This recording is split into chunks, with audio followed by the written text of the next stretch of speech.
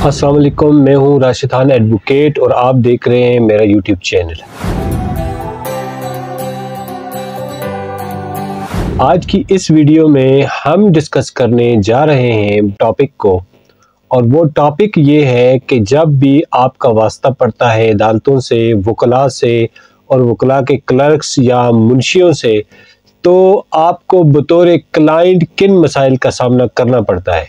इन मसाइल को सामना करते हुए आपको क्या नुकसान होता है, पैसे के हवाले से आपको कैसे लूटा जाता है, और कौन कौन सी ऐसी चीज़ें हैं जिन मदात में आपसे पैसे लिए जाते हैं जबकि लीगली कानूनी तौर पर उन पर एक पैसा भी खर्च नहीं होता, या अगर थोड़े बहुत पैसे खर्च भी होते हैं तो उसके थोड़े बहुत पैसों के बजाय आपसे हज़ारों की जो है रकम बटोरी जाती है।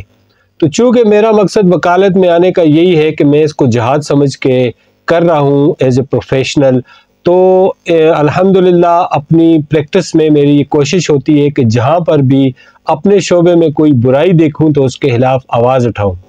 तो क्यों ना मैंने सोचा कि आज मैं ये वीडियो अपने तमाम देखने और सुनने वालों को ये जो हकाइक है ये सामने रखूं, ताकि जब वो किसी उनको कोई प्रॉब्लम हो अदालतों के अंदर, कोई केस का सामना हो, कोई क्रिमिनल या कोई सिविल केस का सामना हो, तो उनको किसी इस किस्म के जो मसाइल हैं जब वो दरपेश हों तो वो किसी वकील से, उसके क्लर्क से या किसी अदालती अमले से उस पर बातचीत कर सकें और अपने लिए अपना हक जो है वो उससे ले सकें।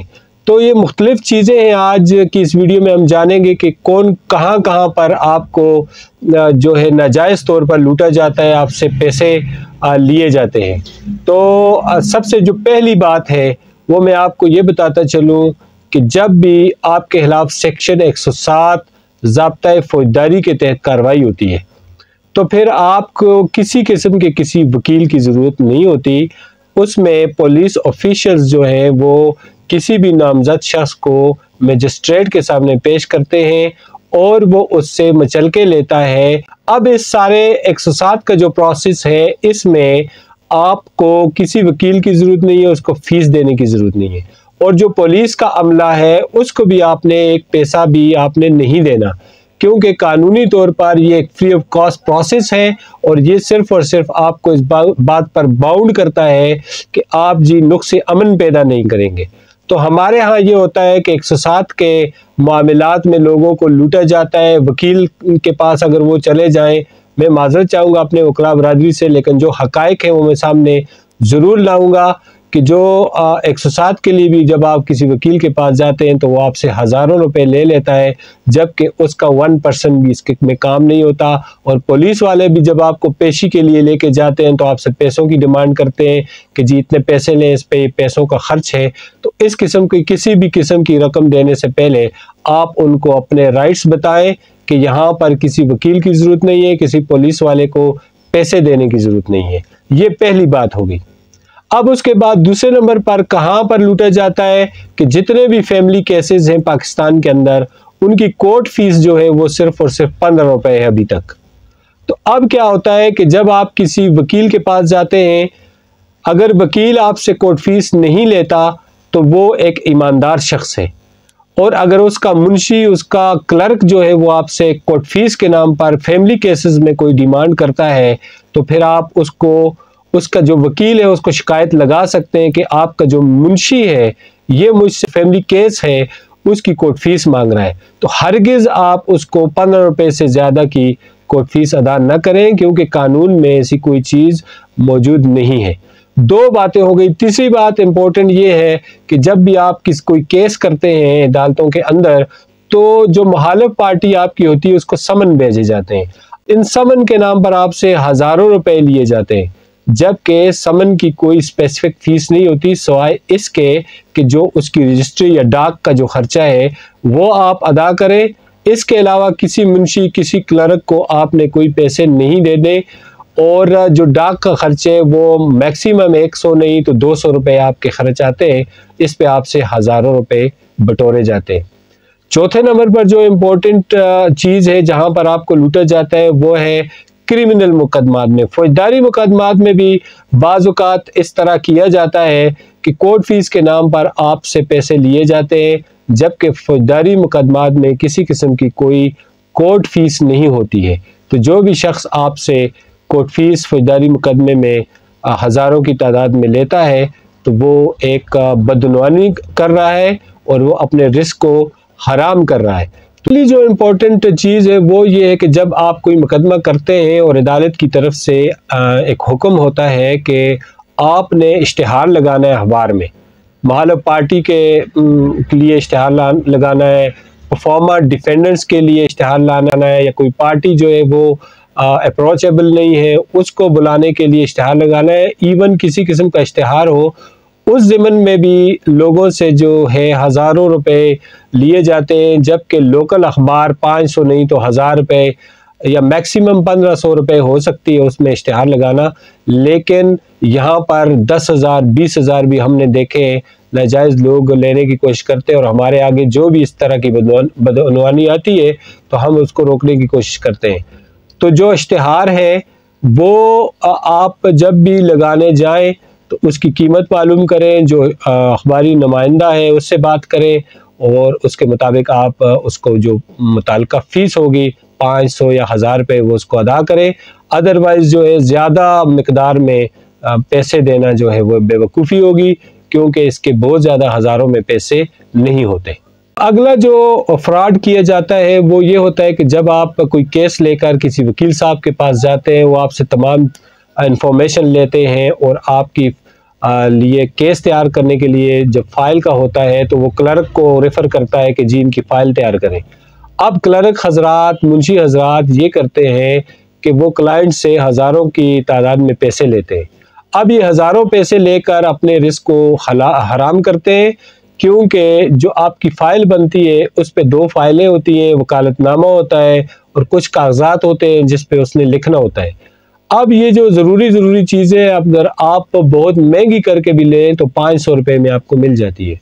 इस ज़मीन में आपसे 5000 10,000 रुपये जब कोई डिमांड करे तो आपके पास अब ये नॉलेज आ गया कि ये जो चीज़ें हैं ये इतनी महंगी नहीं है, इनके नाम पर आपको लूटा जा रहा है।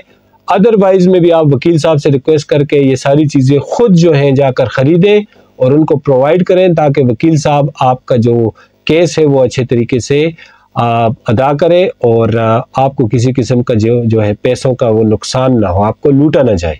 अगला जो टेक्निक इस्तेमाल की जाती है कि किसी फौजदारी मुकदमे में अगर आपको रिकॉर्ड चाहिए उस फाइल का पूरा, तो फिर आपको इस तरह कहा जाता है कि जी आप 5000 दें, 10,000 दें, हमने ये रिकॉर्ड निकलवाना है। तो उसकी कोई भी फीस नहीं होती है। CRPC के अंदर 265C ये कहती है कि जब भी किसी मुल्ज़िम को किसी भी फाइल की पूरी रिकॉर्ड दी जाएगी तो उसकी किस्म की फ़ीस उससे नहीं ली जाएगी। अब उस पे जो अलबत्ता ये फ़ोटोकॉपी करने के जो खर्चात हैं वो 5-10 रुपए की एक फ़ोटोकॉपी होती है। अगर उस हिसाब से आपकी जितनी फ़ोटोकॉपियाँ बनती हैं तो आप 5-10 रुपए के हिसाब से वो पैसे दे सकते हैं। लेकिन अगर आपको फ़ाइल निकलवाने के बारे में ये कहा जाए कि आप जी हज़ारों रुपए 5000 दें, 10,000 रुपये दें, तो ये ज़्यादती है। अपने साथ ये ज़्यादती ना होने दें। तो फ़ाइल निकलवाने के लिए वैसे तो रूल ये है कि वो फ्री ऑफ कॉस्ट हो। अगर कोई आपसे पैसों की डिमांड करे तो अब आपके पास ये नॉलेज आ गया है कि फ़ाइल निकलवाने के कोई 5-10 हज़ार रुपये नहीं होते। किसी वकील साहब के पास अपना केस लेके जाते हैं, आपकी तमाम जो डीलिंग्स हैं वो फाइनल हो जाती है, तो उसके बाद आपको वकालतनामे की ज़रूरत होती है। तो वकालतनामे के नाम पर जब आपको रेफ़र किया जाता है किसी क्लर्क वगैरह के लिए तो आपसे हज़ारों रुपये लेता है। तो वकालतनामा जो हमारे यहाँ हमारी बार में जो चल रहा है वो 100 रुपये का है। इस तरह डिस्ट्रिक्ट में हमारे जो है वो 200 रुपये का है, हाई कोर्ट के लिए 300 रुपये का है। तो मेरा ख्याल है कहीं पे भी ये 300 रुपये से ज़्यादा का वकालतनामा नहीं मिलता। अगर आप वकालतनामे के नाम पे कोई शख्स आपसे 1000 रुपये लेता है, 2000 रुपये, 5000 रुपये, तो ये ज़्यादती है। तो आपको ये मालूम होना चाहिए कि जिस जगह पर आप अपना केस दायर कर रहे हैं वहाँ पर वकालतनामे की कीमत कितनी है। तो जितनी कीमत है आप उतनी ही कीमत उस वकालतनामे की अदा करें, ताकि आपको ये बार बार जो लूटा जा रहा है इससे आप बच सकें। आखिरी जो अभी तक मैंने 6-7 चीज़ें आपको बताई, आखिरी ये है कि जब आपकी जो होते हैं ज़मानत किसी मुल्ज़िम की, तो जो मचलके बनाए जाते हैं, यहाँ पे भी अवाम को बड़ी बेदर्दी से लूटा जाता है, हज़ारों रुपए उनसे लिए जाते हैं। तो इस तरह की कोई कहानी नहीं है। जब भी किसी मुल्ज़िम के ज़मानत मंजूर होती है तो उसके लिए जो लिखने वाला है उसकी कुछ 200-400 रुपये हों, और जो फ़ोटोकॉपी के जो पैसे होते हैं वो आपने अदा करने होते हैं। इसके अलावा कोई स्पेसिफिक ऐसी फ़ीस नहीं होती इसमें कि आपने 5,000-10,000 रुपये उनके अलग से देने हैं। तो उसमें भी आपने एहतियात करना है कि जब भी अगर खुदा न खास्ता आपको किसी क्रिमिनल मुकदमे का सामने और उसमें आपकी ज़मानत हो जाती है, तो मचलके जमा करते वक्त जो आपके सामने जो छोटे मोटे अखराजात हैं वो आप ज़रूर पे करें। लेकिन अदरवाइज़ में बल्क में आपको कोई डिमांड करता है कि जी 20,000 रुपये 10,000 रुपये दें आपके मचलके तैयार करने, तो ये ज़्यादती है और ऐसी ज़्यादती अपने साथ हरगिज़ ना होने दें। तो ये कुछ पॉइंट है जो मेरे जहन में थे। अगर आपके जहन में कोई ऐसी बात है जो पूछना चाहते हैं इस हवाले से कि आपको कहाँ पे कितनी रकम और कैसे पैसे आपने कहाँ पे कितने पैसे लगाने आपने, तो आप मुझे कमेंट में ज़रूर बताएं और अपने साथ होने वाले जुल्म का मुकाबला आप खुद करें, क्योंकि वकालत एक ऐसा शोबा है कि जो मजलूम के साथ खड़ा होने की जो देता है, तरगीब देता है, तालीम देता है कि जहाँ पर मजलूम हो उसके साथ खड़े हो। अब मजलूम अगर किसी वकील साहब के पास, किसी क्लर्क के पास या किसी अदालती अमले के पास, पुलिस के पास, पटवारी के पास आता है, तो फिर उसको जब जो दोनों हाथों से लूटा जाता है और उसके साथ इंसाफ नहीं होता तो वो बेचारा बड़ा ही मायूस होता है।